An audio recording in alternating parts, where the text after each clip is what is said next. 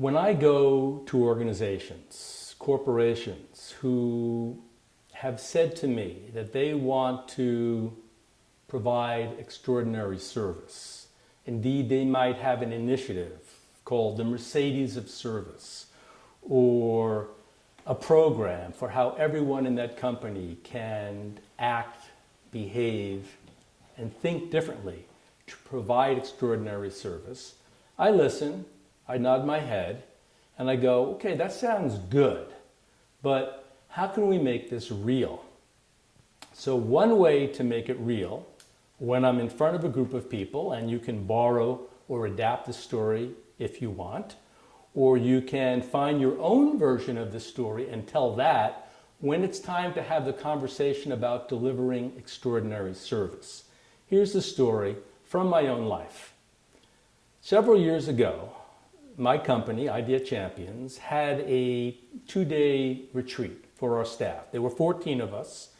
We went to Colorado, to Boulder, Colorado. We rented a facility, a ropes course, an outdoor ropes course, to build our team, to become more of a high-performing team. I was the one that contracted the facility for it, and everyone was excited. The morning of, we all gathered at a local deli to buy our food for the day and choose which cars, who was riding with whom, to take the 90-minute journey to the outdoor team building facility. It was my job to order and buy the food. So I did. I went to the counter. I knew what every kind of sandwich people wanted. Some wanted tuna, some wanted tofu, some wanted turkey. I got 14 sodas and health drinks. I got bags of chips and cookies. I had bags of food ready to go. And I paid the gentleman and told him where we were going. He was curious. The only thing is I forgot the bags of food on the counter. In the excitement of going on the journey, I simply turned my back, I paid him, entered the vehicle that was my car to drive in, and with the other 13 members of Idea Champions, got on the road. Sans food. An hour down the road, an hour down the highway, it dawned on me, oh my God, I forgot the food. My first thought was go back and get it, but too late. That would put an extra 2 hours on the journey, an hour, well, not 2 hours, maybe 90 minutes, going back and then returning. And I knew that the facility we had rented, we were going to lose our reservation if we showed up more than a half an hour late. I also knew we had no time to buy food on the road.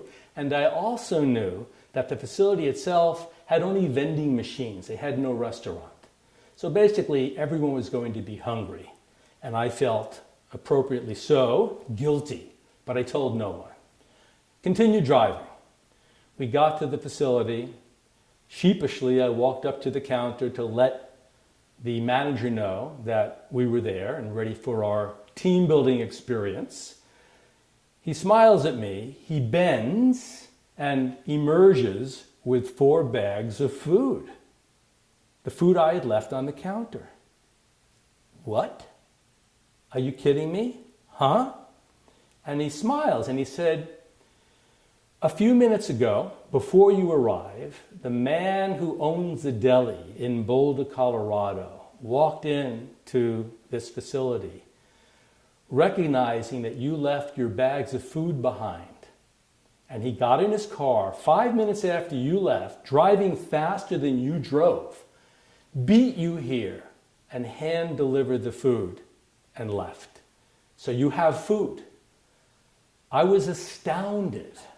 I could not process this. This man who owned a simple little deli drove 90 minutes there and 90 minutes back to hand deliver the food that I forgot on his counter. An example of service beyond the call of duty. When I am in front of a group of people who are talking vaguely, generically, theoretically about the need to raise the bar for service, if there's an opening, if there's a willingness, if the time is there, and the story takes 3 minutes less, by the way, I tell the story. As soon as I tell the story, the whole mood in the room changes. People go from kind of fuzzed out, generic, yeah, we have to do better with providing service, to like, oh my God, what is our version of that? How could we go beyond the call of duty? What extraordinary action could we take for our customers or for our clients or for our family or for our kids or for our neighborhood or our community? What could we do to go beyond the obvious? So all of that is embedded in the story. The story is the container, the shape, the platform to deliver a principle, a memorable message. Those sandwiches on that day fed me and my colleagues for the afternoon, but that story has fed thousands of people for the 20 years after that story took place. That's the power of story and storytelling.